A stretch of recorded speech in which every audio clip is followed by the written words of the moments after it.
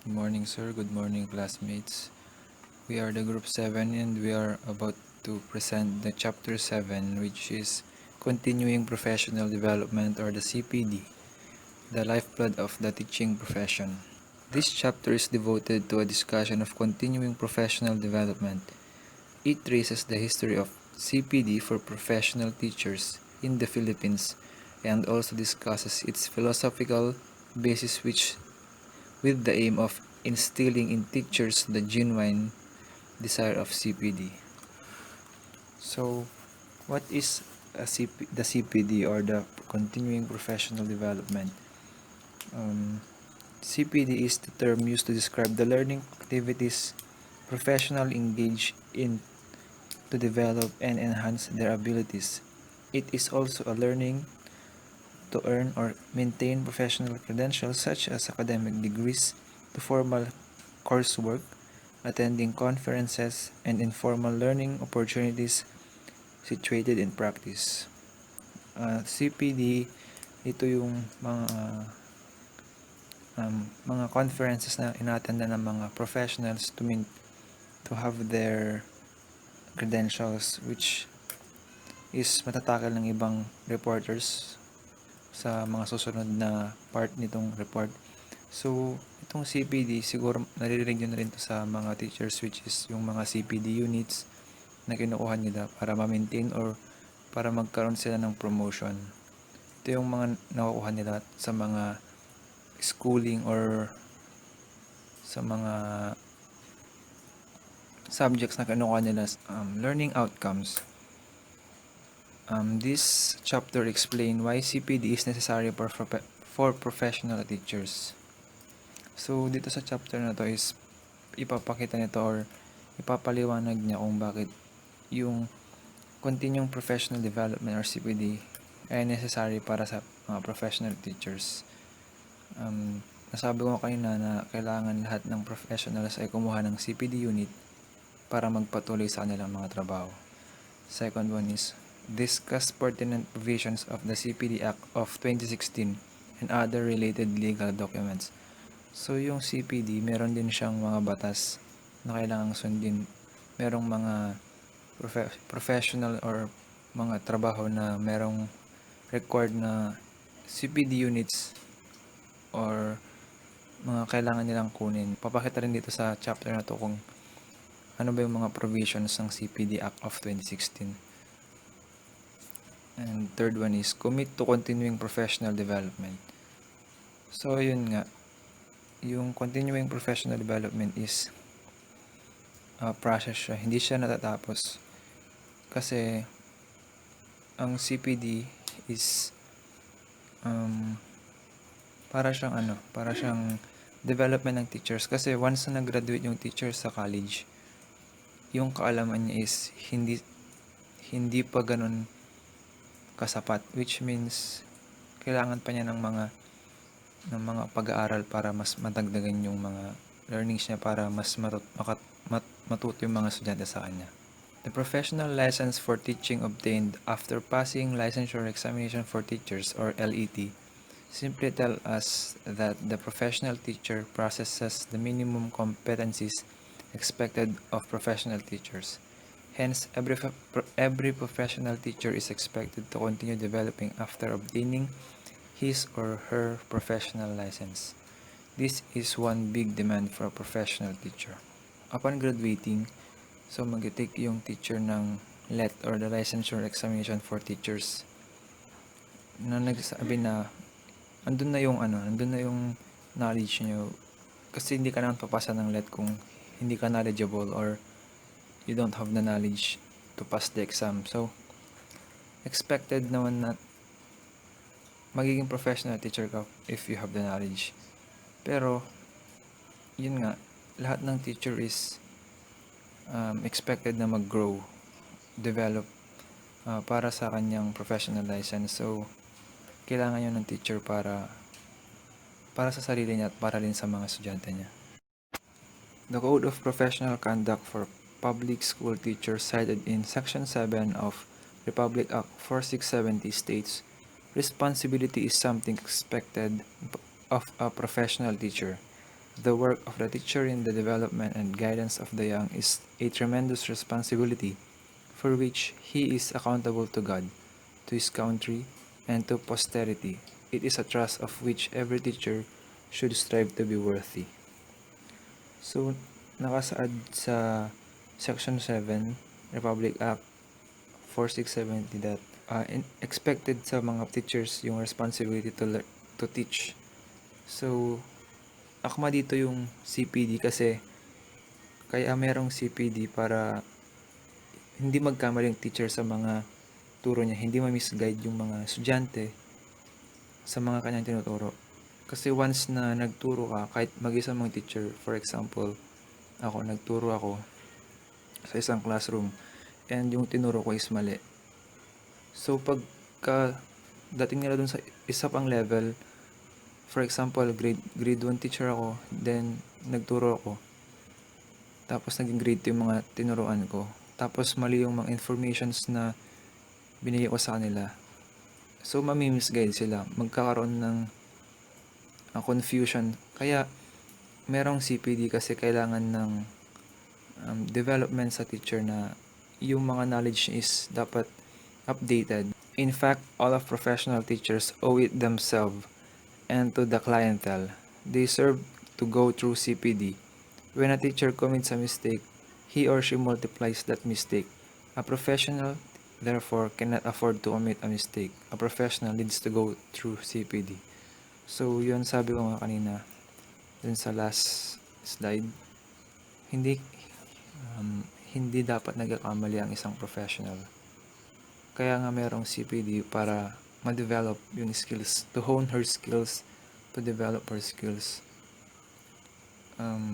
When a teacher commits a mistake, he or she multiplies that mistakes. Yes, totoo yun kasi once na nagkaroon nga tayo ng wrong informations na nabigyan natin sa mga estudyante natin. Some students kasi they believe what you've said as a teacher na. So, tiwala sila sa'yo. Andun na yung trust. Kaya, minsan, hindi na sila nag-search for other informations kasi yung information yun is galing na mismo sa teacher. So, hindi natin afford na magkaroon ng mistake. Kaya, dapat the Philippine Professional Standard for Teachers or the revised National Competency-Based Teacher Standard includes personal growth and professional development as the seventh domain with the enactment of RA 10912, the CPD Law of 2016. CPD for all professions regulated by PRC is now mandatory. So, sinasabi dito na sa batas na to is hindi ka makapag-renew ng license mo without this CPD, without taking this CPD. Which means, mapapawalang bisa yung pagiging teacher mo pag hindi mo na-renew yung license mo pag hindi ka nagpunta or nag-attend ng CPD. Mandating CPD is the only way all of professionals, including teachers, are made to go through CPD. CPD for professional teacher is not an option. It is a necessity. Continuing professional development for professional teachers sharpen the professional teacher's competitive edge in a highly competitive global world.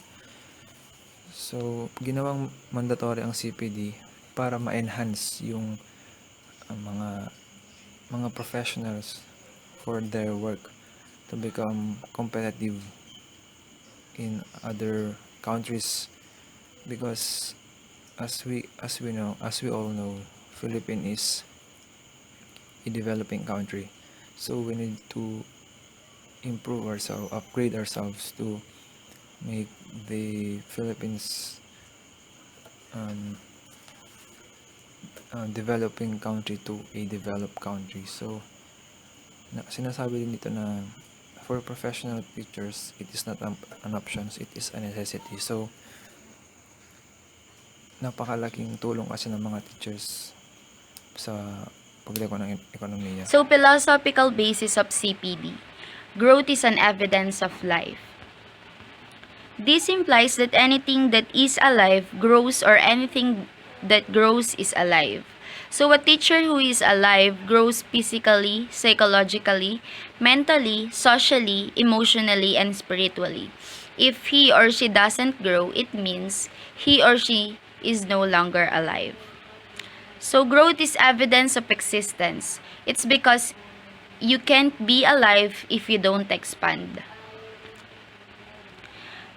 The historical and legal basis of continuing professional development in the Philippines.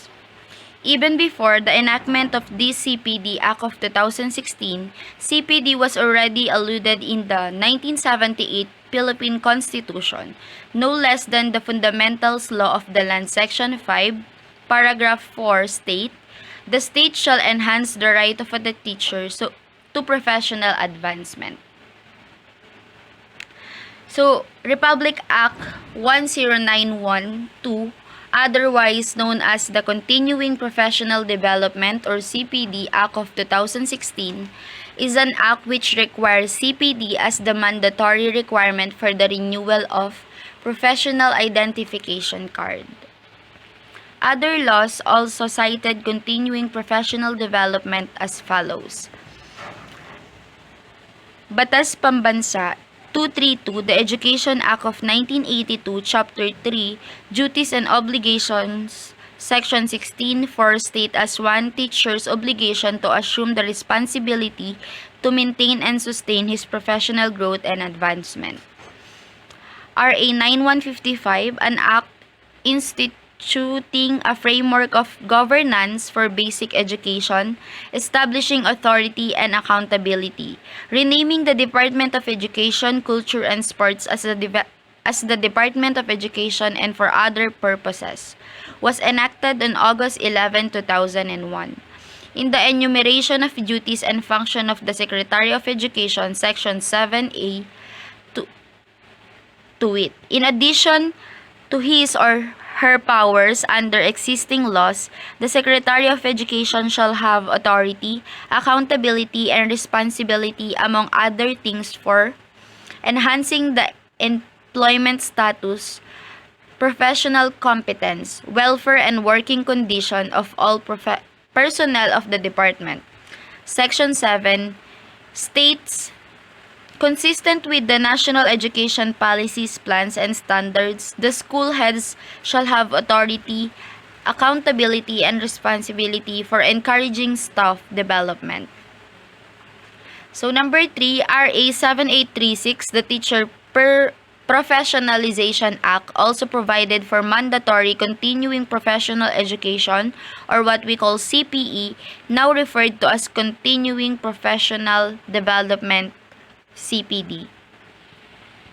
To encourage continuing professional growth and development and to provide additional basis for merit promotion, in addition to their performance rating, teachers may take an oral and written examination at least once in 5 years as basis for merit promotion.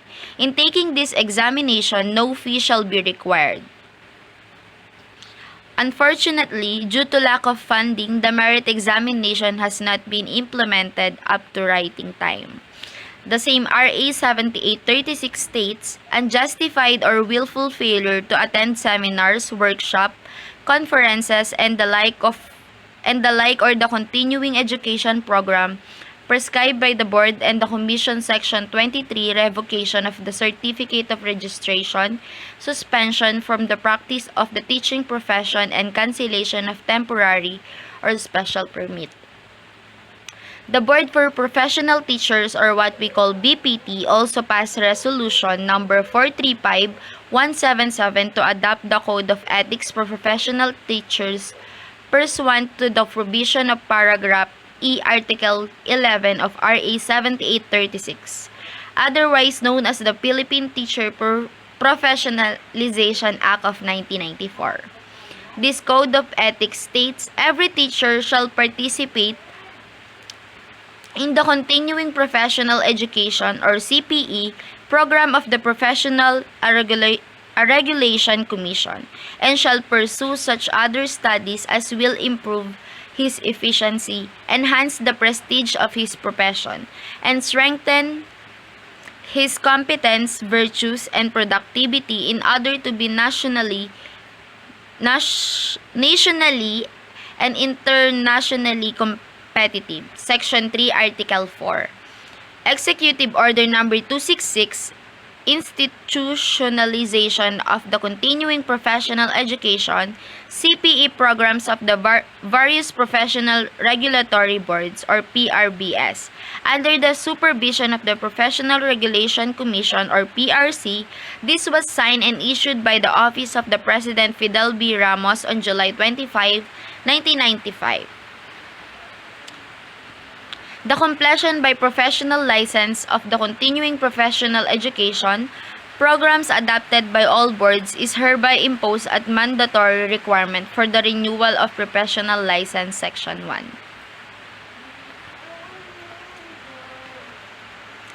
The executive order was premised on the following: whereas the various professions play a crucial role in nation building, whereas it imperative to compose upon registered professionals the completion of the continuing professional education programs adopted by the concerned board as prerequisite for the renewal of their licenses. Whereas the professional who undertake the CPE programs are enabled not only to upgrade or improve their technical knowledge and skills, but also to keep them abreast with modern trends and technology in their respective professions, thereby assuring the rendition of highly qualitative professional services that will be globally competitive under the General Agreement on the Trade Services, or what we call GATS, and the same time securing the safety and protection of the public.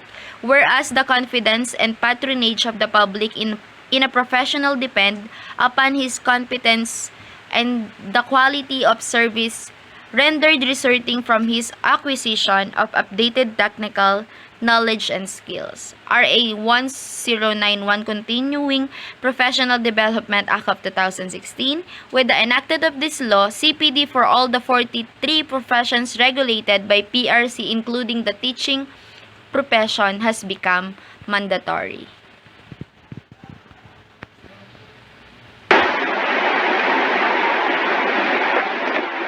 The salient provision of Republic Act 10912, the Continuing Development Act of 2016. A lot of questions have been raised about RA 10912, otherwise known as the Continuing Professional Development Act of 2016. Many a teacher receives CPD. It is claimed to be extra expense, extra effort, and extra time, when in fact, it is very professional's obligation. CPD is the only way professionals can sharpen their competitive edge in an international world that has become global village. The need of CPD is high-end by ASEAN integration and internationalization, which are now real. To be in, professionals must meet international standards. The way to go is CPD. So, first, ano nga ba ang nakapaloob sa Republic Act number 10912? Otherwise known as the Continuing Professional Development or CPD Act of 2016. So, it is an act which requires CPD as the mandatory requirement for the renewal of professional identification card. So, kailan nga ba na-enact ng law na to? Anong araw? So, the CPD Act lapsed into law on July 21, 2016, and it took effect on August 21, 2016. So, kailan nga ba na-implement ang batas na to? So, the implementation of Republic Act number 10912 started on March 15, 2017 upon the effectivity of Resolution number 1032 or the implementing rules of the regulation of Republic Act number 10912 rather. So,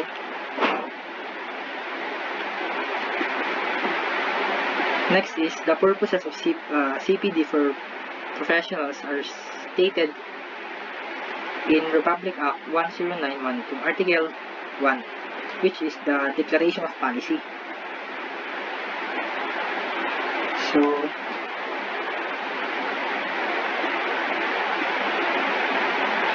Section 1 is the title. This act shall be known as the Continuing Professional Development of Act of 2016. And ito yung section 2. This hereby declared the policy of the state to promote and upgrade the practice of professions in the country. Towards this end, the state shall institute measures that will continuously improve the competence of the professionals in accordance with the international standards of the practice, thereby ensuring their contribution is uplifting the general welfare, economic growth, and development of the nation. So, eto, bali, karagdagan na lang yan.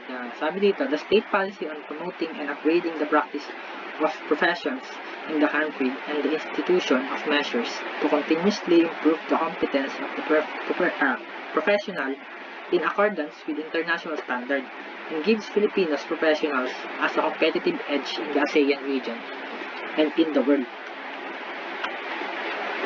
So, number of CPD units required. Article 3, Section 10 of the same CPD Act states, the CPD is made mandatory required in renewal of the Professional Identification Card, or PCIS, of all registered and licensed professionals. The following credit units are required for the renewal of PIC for teachers.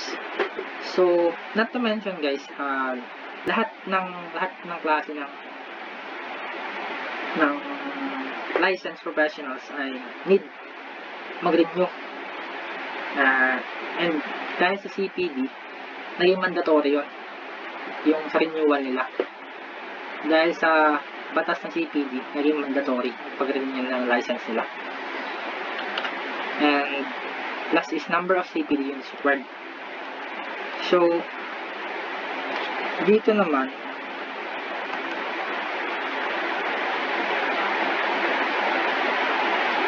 is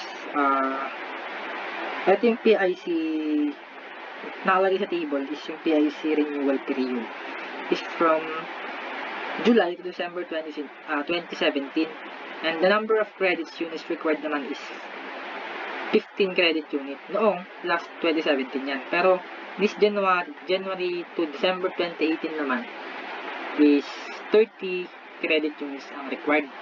And then naman January 2019 onwards, naging 45 credit units na siya. So, yun guys.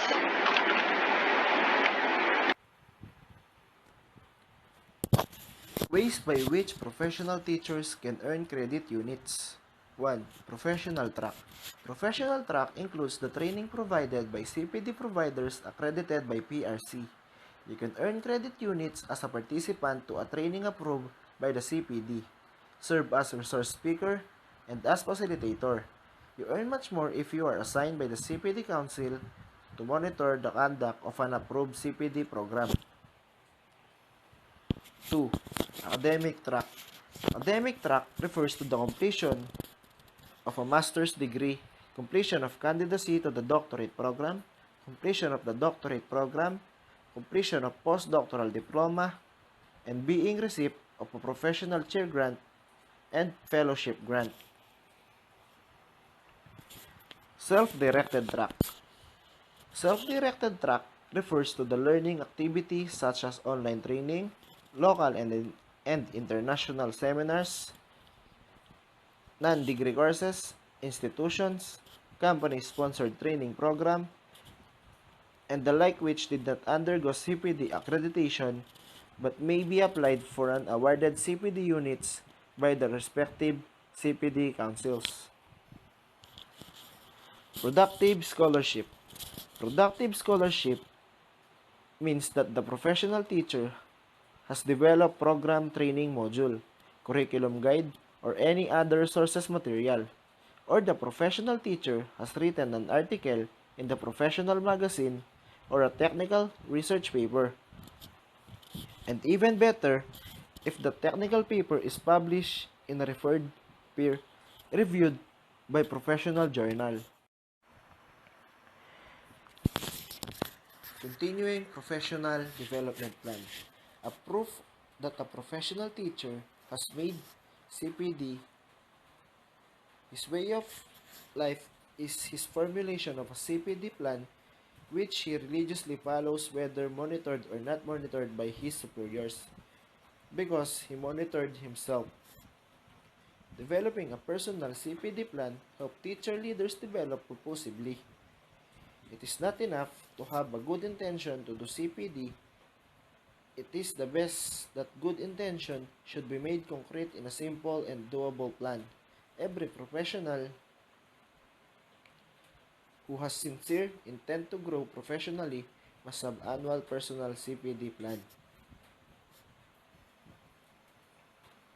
Professional teachers formulating their respective annual CPD plans and faithfully observing them to the building of CPD culture among professional teachers. With that CPD culture, the negative attitude towards mandatory CPD hopefully will fade away. We hope to reach a point where professional teachers will oblige themselves to go through CPD not because it is mandatory, but because it is something they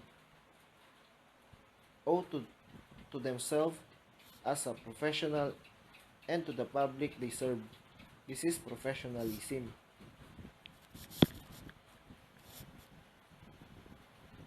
Templates for a CPD plan. Below are two templates for a CPD plan. The first one is the template used in public school. The second is another template used by others. Comparing the two templates, make one conclude that they are basically the same. The different term used actually refers to the same.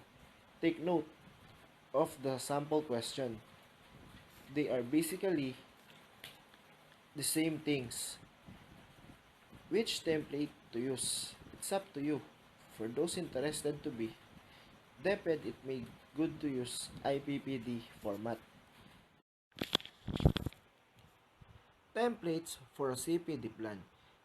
These templates is teachers' individual plan for professional development or the IPPD format. These templates have 5 columns: objective, method strategies, resources, time frame, success indicator. And these templates is for personal CPD plan. It have 7 columns: training need, objective, activity, resources need, time frame, expected output, expected outcome. Joining professional learning, communities of practice. CPD is made possible and alive through professional learning communities, PLCs. The PLC are power collaboration in which teachers work together to analyze and improve their classroom practice in a systematic process. The Department of Education institutionalized the School Learning Action Cell, SLACS, as a mechanism of CPD. CPD in Singapore. Singapore is the first country in the world to adopt the PLC framework nationwide. It was institutionalized PLC in its school professional development is very alive. In 2010, the Ministry of Education mandated all schools to be a learning organization. This learning organization concept of school supports the building of a strong mentorship culture where collaborative and community-oriented form of professional development strives.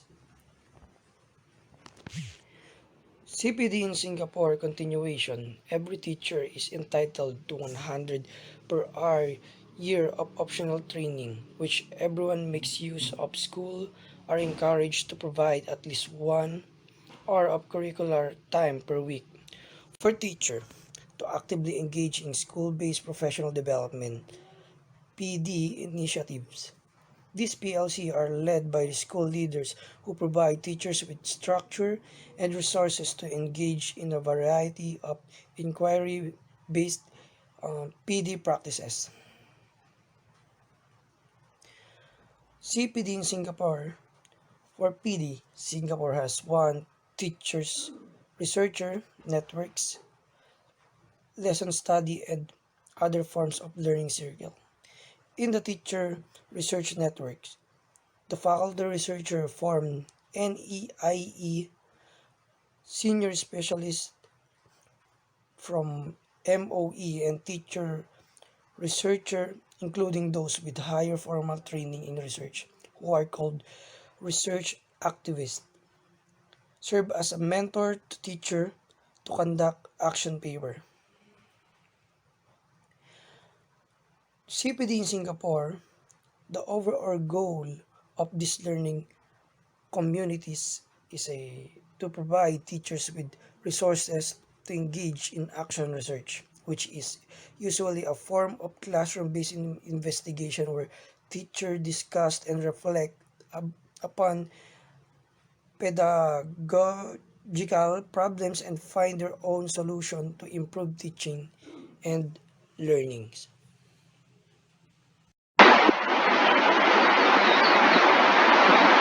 Learning from CPD practices of high-performing practice. So CPD in Singapore, the teacher researcher network follow these steps. The first one is identification and definition of a problem. So a problem can be regarded as a difference between the actual situation and the desired situation. So this means that in order to identify a problem, the team must know where it's meant to be and have a clear understanding of where it is currently in relation to the perceived problem. So next is the planning for improvement. So improvement planning is not just about describing how to create a plan. It is not just about creating a plan. It is a process that identifies opportunities, great actions, and recycles learning into the next cycle of improvement. So the third one is implementation of teaching or learning activities. So content focus, whether the learning outcomes for a lesson, for a session rather, or module include declarative or functioning knowledge. Almost all of them will be supported in some ways by presentations of information to the students. So the fourth one is observation of result or data collection. Or pwede rin data gathering. So yun, observation of result. So data collection is the process of gathering and measuring information on variables of interest in an established systematic fashion that enable one to answer stated research questions, test hypotheses, and evaluation of the outcomes. So last is the reflection on the outcomes. So ito na yun, writing a reflective essay on the research process is an opportunity for you to think back on what you have learned, to recognize your achievements, and to identify the challenges that you face. So next is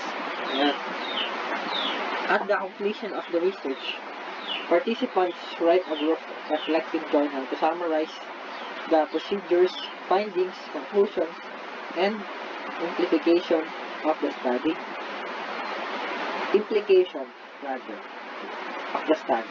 These action research journals are shared with other groups of teachers interested in similar question problems. Opportunity like forums, symposium, and publication are given to the teacher to share their research findings. So, basically, parang nag-brainstorming lang sila. Dito nagbigay sila ng kanya-kanya reflection sa journal para ma-summarize yung procedures, findings, conclusion, and implications of the study. So, itong action na to ay parang shinare sa mga iba pang mga co-teachers or teachers na interested sa mga ganitong classroom problems. So, next is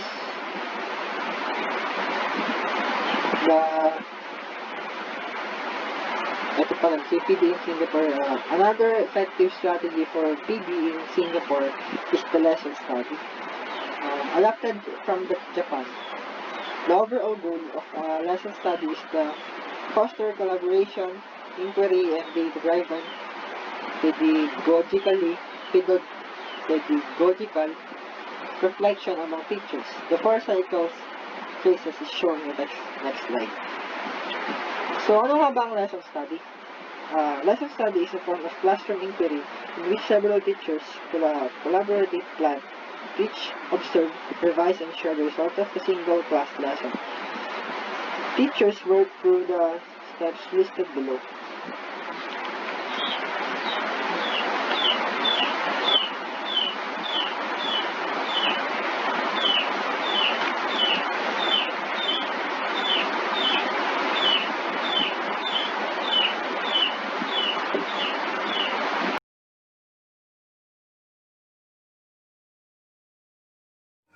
CPD means continuing professional development.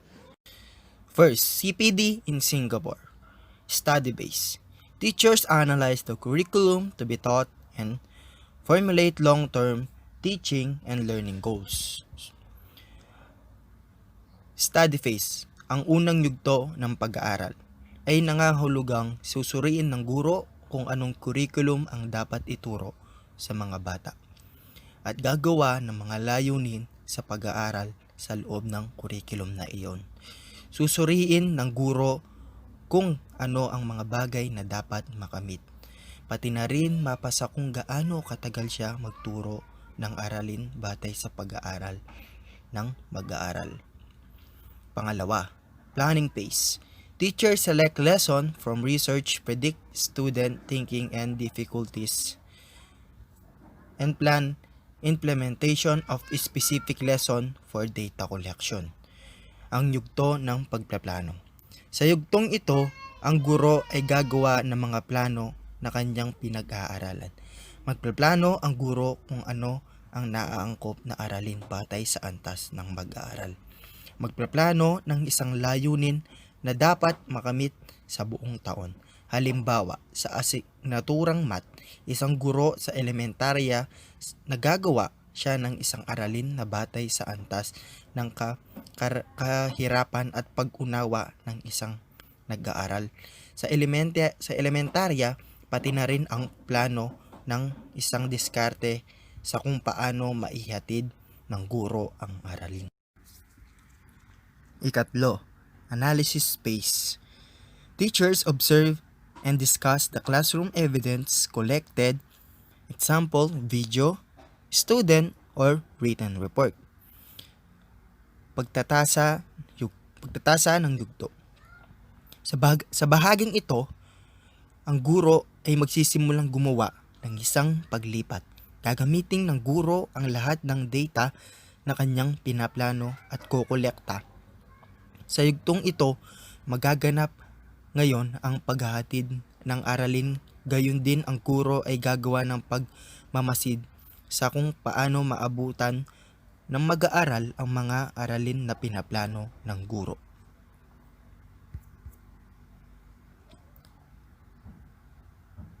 Ikaapat, reflection phase. Teacher discuss student learning and identity new areas for further inquiry. Bahagi ng pagmumuni-muni. Sa yugtong ito, ang guro ay magpapakita at tatanungin ang kanyang sarili sa kanyang sarili na nakamit niya ang layunin sa pag-aaral. Susuriin ng guro ang natutunan ng mga nag-aaral kung nahihirapan ang mag-aaral sa aralin. Maghahanap ang guro ng isa pang plano, diskarte upang makuha ng mag-aaral ang aralin na ito. Next, CPD in Finland. Teachers in Finland met one afternoon each week to jointly plan and develop curriculum. They are encouraged to work together to share materials. Ang mga guro sa Finland ay magtatagpo bawat isang beses sa isang linggo ng hapon upang talakayin sa ibang guro upang magplano ng isang curriculum. Magtutulungan sila upang bumuo ng isang curriculum na dapat turuan magsasagawa sila ng brainstorming. Sa bawat guro ay magbibigay ng mungkahi upang matulungan ang bawat isa sa pagbuo ng curriculum. Sa CPD na ito, ang mga guro sa Finland ay mayroong pagtutulungan. CPD in Japan. Lesson study approach to professional development. Japan is well known for lesson study. How does Japan do lesson study as a strategy for professional development? Below is a detailed description how Japan implement a lesson study. Every teacher periodically prepared a best possible lesson that demonstrated strategies to achieve a specific goal. Student becoming active problem solver, or a student learner more from each other. Sinasabing kilala ang Japan sa kalidad ng edukasyon na dapat patunayan ng mga guro na Hapon na napapanahon sila sa mga kasanayan bawat 10 taon upang marino ang kanilang mga sertipiko sa pagtuturo, at kasama dito ang pagkikalahok sa hindi bababa sa 30 oras na formal na paunlad na propesyon. Bilang karagdagan sa formal na mga programa sa pag-unlad ng profesional, gumagamit ang mga guro ng Hapon ng pag-aaral ng aralin upang matuto mula sa mga kasamahan ng informal. Ang mga guro sa Japan ay nahahati sa mga subgroup, at ang bawat subgroup ay magpaplano at magbubuo ng pinakamahusay na curriculum na ituturo sa klase. Ang mga punong guro ay nag-aayos ng mga pagpupulong kung saan ang mga guro na may iba't ibang antas ng karanasan ay kinikilala ang isang lugar ng pangangailangan sa silid-aralan. Mga pagpipilian sa interbasyon sa pananaliksik at lumikha ng plano sa aralin. Ginagamit ng mga guro ang halimbawang aralin na ito sa silid-aralan kasama ang iba pang mga guro na nagmamasid. Kasunod sa halimbawang aralin, muling magkikita ang pangkat upang talakayin ang pagnilayan at gumawa ng mga pag-aayos upang pinuhin ang plano ng pag-aaral. Ang mga guro ay nagbibigay din ng mga aralin sa publiko na magbibigay daan sa iba pang mga paaralan. Mga personnel ng distrito, iba pang mga punong guro na humantong upang magbigay ng kredito o pagkilala sa mahusay na mga guro na nagbibigay ng pagsisikap, pati na rin ang karampatang pandaigdigan. Next, CPD sa New Zealand or CPD in New Zealand.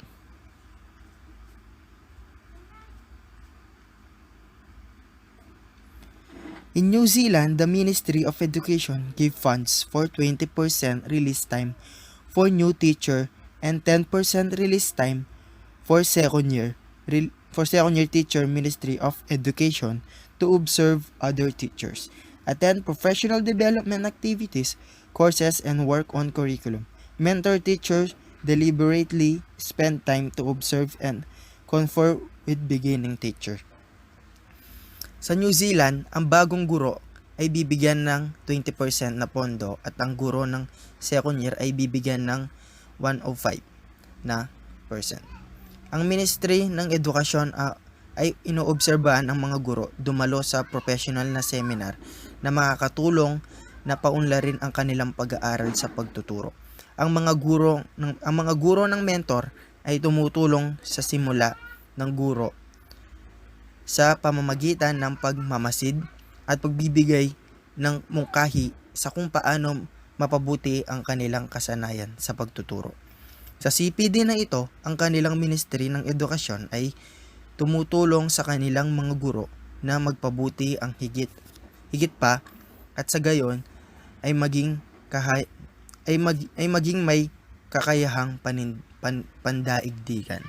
Yun lamang po, hanggang dito lamang po. Maraming salamat sa pakikinig. Characteristic of effective CPD or continuing professional development. Based on a professional development practices and experience of high-performing countries, we can say a CPD.work is continuous, collaborative, focusing specific teacher need, job embedded, given enough time and funded. The one-shot workshop that teachers bemoan don't work. First, continuing professional development must be continuous. Thus, the word continuing professional development. A professional does not developing or else he or she rots stagnant water becomes putrid. Continuous is a characteristic of being effective. Continuing continuing professional development. When we say continuous, day by day, even if we are in our profession, you still need to improve yourselves or your characteristic to be a better in front of your students or your jobs. Second, CPD must also collaborative. Thus, the need to be part of PLC, a professional learning community. It was Helen Keller who said, "Alone we can do so little, together we can do so much." Collaborative is produced or conducted by two or more parties because there's a part of a code that says together can do so much. So you as a professional, you need to become effective for your profession or in your front of your students. So you need to improve together with your students. You are not alone because you are in a community. So when you are uh,